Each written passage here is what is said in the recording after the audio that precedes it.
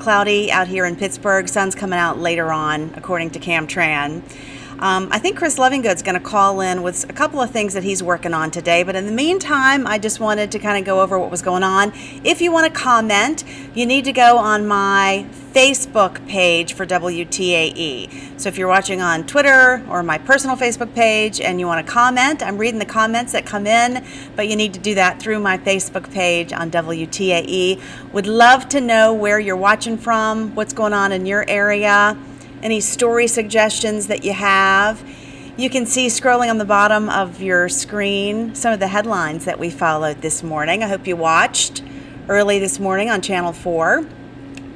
One of the main things we're watching is, of course, the COVID vaccines. In the UK, the first person was vaccinated against the virus, and they used the Pfizer vaccine. She was 90 years old, and she's got to go back in a few weeks to get that second dose. The Pfizer vaccine is a two-step vaccine, so we've been talking a lot about that all morning long. Also, cases, we're monitoring them in Pennsylvania. Right now, the governor's not doing anything other than warning residents that it has to get better or he will implement new restrictions. So do your part. You know what to do. Wear a mask, wash your hands, try not to gather. Don't do that because we don't want any more restrictions. We want everybody to stay safe and healthy. Good morning, Denny. Thanks for writing in. Hi, Norbert. I like all of your emojis. I've been trying to use more emojis lately. I hope I'm not getting on your nerves.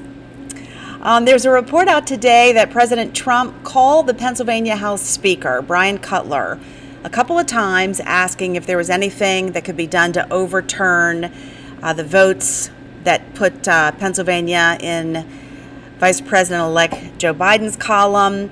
Apparently, they wanted to somehow change the electors for Biden and switch them to electors for President Trump. And so that's causing a lot of controversy. Today, though, is that safe harbor deadline day. It's a federal rule. Any disputes have to be resolved by today because electors go and officially vote tomorrow. So anyway, we're following all of that. One of the big things today, and hopefully Chris Lovingood will be able to call in. I know he's on a couple of other stories, but he was following this today, that today Pittsburgh City Council this morning is going to consider requiring Pennsylvania businesses that have more than 50 employees to provide sick days if you get COVID-19. And this is aimed at businesses with more than 50 workers, but a lot of business owners and employees both are looking at this to see what kind of impact that could have. Again, there's lots of arguments either way. Some of those businesses, have already been hit really hard, and they're worried about what providing extra sick days would mean to their bottom line. Good morning, Tammy. Tony says for me to please use more emojis. I'm trying. Good morning, Maureen. Let's see what else is going on where you guys are while we're waiting on Chris to call in. Getting ready to go home today from my daughter's house. Stay safe, Barb. Stay warm, Michelle. Yeah, I think it's going to warm up in a couple of days, I think. Good morning and good morning. All right, let's talk about what else is going on. The Steelers are not undefeated anymore. They lost to Washington. How many of you thought in the last couple of minutes that the Steelers would somehow still be able to pull it off? I did, but they did not. Some other things going on today. 2 Port Authority drivers in Pittsburgh passed away from COVID, and they were, let me get their ages because all of you always ask me the ages. Let's see. One driver was 34 years old. One was 57 years old, and they both passed away from COVID. And the Port Authority has been hit with a lot of people who contracted COVID. 186 Port Authority drivers so far have contracted the virus. They are frontline workers doing their part. So we say thank you to all of you. I know it must be tough trying to stay safe, keep your family safe, provide this service. But again, two workers passed away. Good morning, Johnny. Good morning, Gerald. Nice to hear from you. Alita, always good to have you here. Hi, Mark Coons. How are you? Look at you in your Channel 4. How did you get that picture in a Channel 4 truck? Mark is our super fan. Good morning from Virginia. Hope you guys are doing good. Staying safe, Mom. All right, let's talk about some other things that are going on. Oh, there's a local bar, the Hottie's Martini and Cigar Bar, and they filed a federal lawsuit claiming that the state's mask mandate and all the other mitigation efforts were unconstitutional. And so we'll see what this federal lawsuit means. The bar has been cited a couple of times for not requiring masks and also for serving drinks without serving food, which were some of those mitigation efforts. So that we're following that today. Hottie's Martini and Cigar Bar. America's paying tribute today to Chuck Yeager, the pilot. He broke the sound barrier. Can you imagine what that would have been like? Just the first time he ever tried that, I'm sure they didn't know what would happen or if the plane would even hold together. He went 700 miles an hour. Amazing. He was 97 years old. Those are some of the main stories that we're following. Chris Lovingood was going to call in. He started interviewing somebody, though, and so I guess he probably is not able to get on the line with me to talk about his story. But again, that was one of the big things we were talking about today, is if Pittsburgh City was going to require businesses in the city limits that had more than 50 workers to give their employees time off, paid sick time off if they contracted COVID, kind of as both as an incentive for people who are coming down with symptoms that might be positive to feel like they could take off, and then also some relief for those workers, just in terms of getting paid. Good morning, Bertie. Good morning, Roy from Bethel Park. Oh, Christine, you know what? So she's talking about the Christmas lights, the guy that had 11-0 written in lights because of the Steelers. Wonder if he's going to change it. We talked about that all morning behind the scenes. I don't know. They were 11-0, the Steelers, but I don't know. Mark says, Bryan Baylor, our photographer, stop by and let Mark take a picture in one of our news trucks. Which house in White Oak? I don't know, Molly. Tell me more about that. I'm not sure. Norbert says, don't read my comments out loud. Okay, I will skip that. Thank you. Good morning and good morning. If you guys are watching on Twitter or my personal Facebook page and you want me to show your comment or question, you need to go on my Channel 4 Facebook page, because that's where all the comments are coming through, I think. What else is going on? So this came in too. Uber has sold off its self-driving vehicle arm of its company to a company that's known for self-driving technology that has offices in the Strip District. And that company is called Aurora. Let me find all the specifics on that. Aurora will be worth $10 billion, and Uber's going to hold a 26% stake in the company. And for those of you who live in Pittsburgh, you know we have been a major force in all of the self-driving technology. And so when the sale was announced, we all kind of wondered what this is going to mean to Pittsburgh, and the mayor came out with a statement on it because it is so significant. Mayor Bill Peduto says the self-driving vehicle industry was born in Pittsburgh, and through this agreement will continue to grow here. The industry employs thousands of Pittsburghers directly, and with this purchase, Aurora is assuring it will continue to thrive here in Pittsburgh and will remain a global technology hub. So if you're wondering what the sale from Uber to Aurora means with its self-driving technology, looks like it's going to stay here in Pittsburgh. It's cool to see those self-driving cars. Have you guys ever been in one of those cars. I drove a Tesla once, and I was too scared to ever let it drive. If that says anything about me, I'm sure it does. Hi, good morning, Beth. I know. I guess, a lot of people were saying it was bound to happen, so we might as well get it over with and then focus on the rest of the season, so that wasn't hanging over us. Yeah, was that in White Oak, the 11-0 house? Yeah, I did see it. We had it on the news yesterday, and I guess it doesn't hold true anymore. So I'm glad he got it up when he did. Good morning from New Kensington. I love it there. Spend a lot of time in New Ken. Scotty says, what a shame about the drivers that passed. Yeah.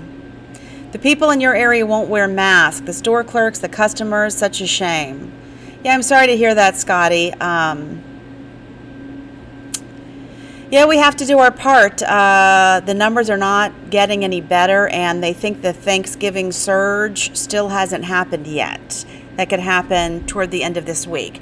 So the governor, we're waiting to hear what he's saying every day. We're watching. So far, there's nothing else that he's planning to do in terms of more restrictions, but that could change. And he is warning Pennsylvanians that we have to do something to slow the spread because our hospitals are in trouble.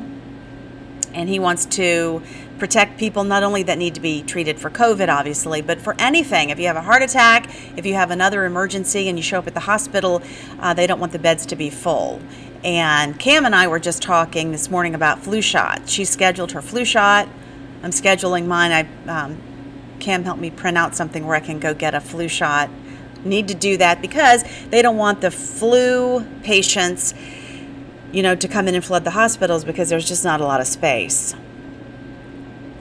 So that's what we know about that. Some business owners have asked me, if I've heard anything else. And there's lots of rumors, but I haven't heard anything more. Good morning, Dawn. Nice to hear from you. Frank has an eye roll, just what we need. Go Stillers, yeah. Strange game time. It was early, which was kind of nice for me or anybody who wakes up really early. I almost missed you today. I'm so glad you didn't. I think you can get notified if I go live.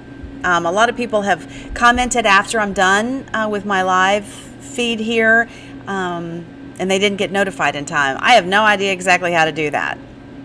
How do you get notified when someone goes live? I don't know. I don't want to annoy anybody, so I don't want to send anything out.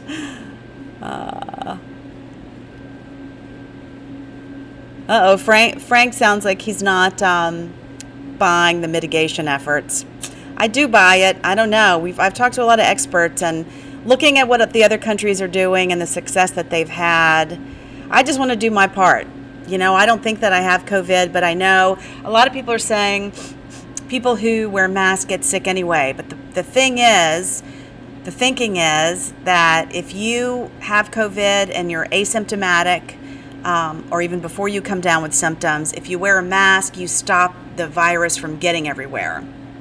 So they're encouraging if we all wear a mask, the virus doesn't spread as far. And again, you do have some limited protection if you wear a mask to prevent it, but I think the whole thought process behind having everybody wear a mask is because a lot of us don't even know if we're sick, unlike some other viruses we come down with immediately. This takes a while for symptoms to show, and so that's what the thought process is, and that's what I'm doing, is all I can tell you. Molly says, that's why I keep my kids home, especially my youngest. She has some health problems. Yeah, and a lot of people are at risk. Anybody with high blood pressure, any breathing issues, smokers. If you have an issue or you live with someone that has an issue, it's a lot to think about. But again, today we watched the first woman in the UK who's outside of a trial to get vaccinated. She was 90 years old, and she said she's really looking forward to spending the holidays and the new year with her family and friends. So things are looking up. We have to hang in there a little bit longer, though. Oh, Michelle, I'm so sorry. I'm sorry to hear that, Michelle. if you feel comfortable sharing, where she was, and if you were able to talk to her. I know a lot of people that we've talked to, one of the most heartbreaking things are families that can't say goodbye in person to their loved ones. I can't even imagine. So I'm sorry for your loss. People are having it tough. I get on here every morning and I keep thinking I'm not going to talk too much about COVID. And people start commenting, and I just do. Get your flu shots. Right.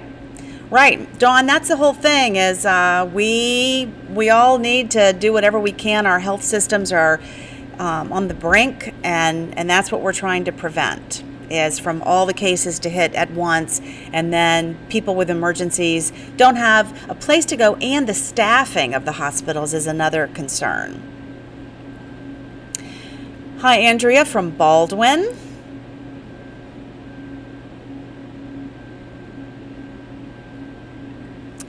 Yes, Janelle, my co-worker, got COVID, and her husband got it too, and she was wearing a mask, but obviously got it anyway. Again, maybe the people who spread it were not wearing a mask. She is doing better, but it was tough. She shared all of this publicly, so I wouldn't talk about it unless she said it was okay.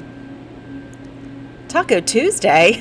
Happy Taco Tuesday from Clairton. Thanks, Thomas. I used to fix tacos for my kids every single Tuesday for years until they told me to stop. I think they had enough. Yeah, Dawn's talking to Michelle. So sorry for your loss and prayers for your family. So many people are impacted by this. Let's see. Andrea says, my sister and I have COVID and we are quarantining together. At least you're together. Happy to hear that. You can keep an eye on each other. Just do whatever your doctor says. Scotty says, drop a shout out to hardworking nurses, nursing home workers. Oh, yeah. A thankless job. They try so hard every day to make their residents feel comfortable. It's amazing, all of our healthcare workers. In Pittsburgh, we have such a rich history of amazing healthcare, and now more than ever, seeing what everybody's doing from the very beginning, since this all started in March. Okay, Michelle, who lost her mom, she was in Seneca Place Nursing Home the first time they had any cases, and she was testing positive last Thursday and past Saturday. That was fast, Michelle. Were you able to go be with her, or were you able to communicate with her? I know one really sobering picture for me was a hospital that was showing stand after stand after stand of iPads where they were going to be able to talk to family members. And I can't even imagine that. I'm so sorry, Michelle. Tammy Lewis's daughter got it, and she's in healthcare. I know. Wow. I hope she's doing okay, Tammy. Roberta, UPMC, they update available beds, and the last check statewide was we still had 17% statewide, so I'm not sure specifically what UPMC is. I wish I had that for you.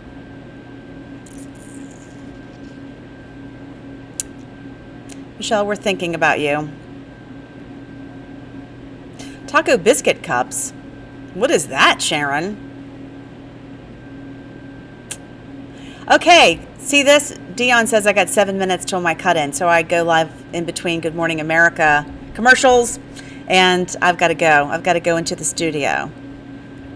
Good morning from Quakertown. Thanks, Joe.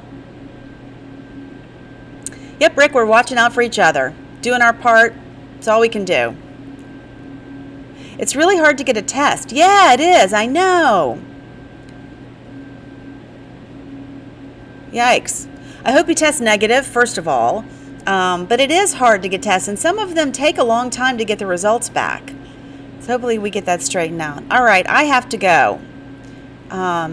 Here's one more thing from Michelle, who lost her mom. We were able to have a video chat with her back in November. Well, Michelle, I'm thinking about you. I'm so sorry to hear that happened. And we're all doing our part. And when we put on a mask today, we will think of you. I can tell you that. All right, I've got to get back in the studio. Chris Lovingood never made it. He's doing a story today on porch pirates this holiday season, and I don't know any more than that, so you'll have to watch at noon for Chris's report. All right, thanks for watching, and I will see you guys tomorrow.